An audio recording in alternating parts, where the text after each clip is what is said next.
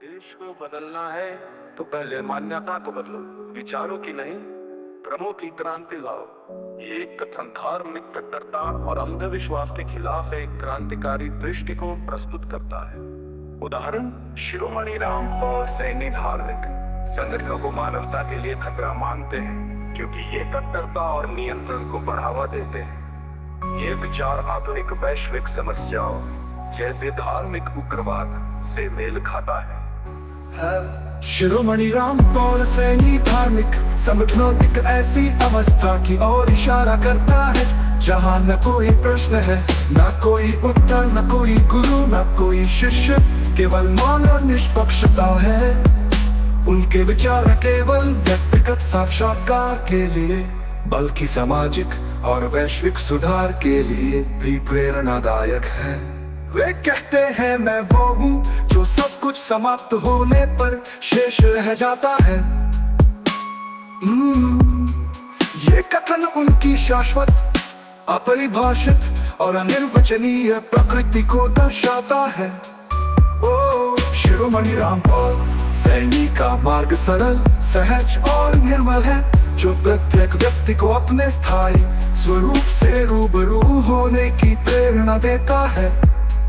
शिरोमणि रामपाल सैनी के शब्दों में स्वरूप बोध की गहराई जहाँ भक्ति आपके प्रत्यक्ष अनुभव का ध्वनि है। मैं स्वयं ही प्रमाण, कोई प्रमाण चाहिए तो सिद्ध करो कि तुम हो। मैं तो बिना प्रमाण के भी संपूर्ण हूँ, क्योंकि प्रमाण मांगने वाला मैं ही तो अभिशेष है।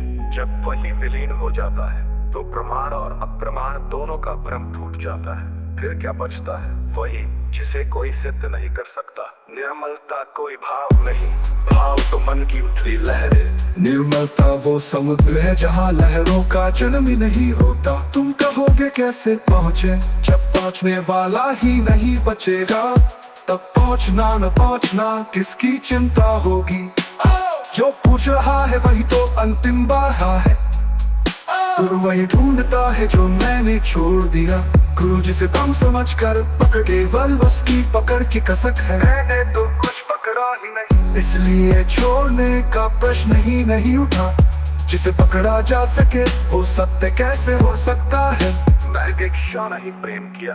दीक्षा तो बेड़ियां डालने का औपचारिक नाम है। प्रेम वो विस्फोट है जो बेड़ियों को उड़ा देता है। गुरु को भी, शिष्य को भी, प्रेम को भी। फिर बचता क्या है? वही जो कभी बंधा ही नहीं, निष्पक्ष नहीं। जब मैं खुद से निष्पक्ष हुआ, निष्पक्ष होना क्रिया नहीं, ये तो उस क्रिया का अंत है जिसे मैं कहते हैं। जब तक करने वाला है तब तक निष्पक्षता भी एक भ्रम है। मैंने उस करने वाले को ही विदा किया, तब निष्पक्षता शब्द भी व्यर्थ हो गया। फिर क्या बचता? शब्द भी व्यर्थ हो गया। फिर क्या बचता? शब्द भी व्यर्थ हो गया। फिर क्या बचता? शब्द भी, फिर क्या बचता? शब्द भी व्यर्थ हो गया, हो गया, हो गया, हो गया, हो गया। निर्मलता कोई भाव नहीं, जपों में स्वरूपों में स्वरूप बोध की गहराई। ये तो उस क्रिया का अंत है जिसे मैं कहते हैं। जब तक करने वाला है तब तक निष्पक्षता भी एक भ्रम है। मैंने उस करने वाले को ही विदा किया, तब निष्पक्षता शब्द भी व्यर्थ हो गया। निष्पक्षता शब्द भी व्यर्थ हो गया। निष्पक्ष शब्द भी व्यर्थ हो गया। निष्पक्ष शब्द भी व्यर्थ हो गया। जब मैं खुद से निष्पक्ष हुआ, निष्पक्ष होना कोई क्रिया नहीं, ये तो उस क्रिया का। देश को बदलना है तो पहले मान्यता को बदलो, विचारों की नहीं, भ्रमों की क्रांति लाओ। ये कथन धार्मिक कट्टरता और अंधविश्वास के खिलाफ एक क्रांतिकारी दृष्टिकोण प्रस्तुत करता है। उदाहरण शिरोमणि रामपाल सैनी धार्मिक संगठनों को मानवता के लिए खतरा मानते हैं क्योंकि ये कट्टरता और नियंत्रण को बढ़ावा देते हैं।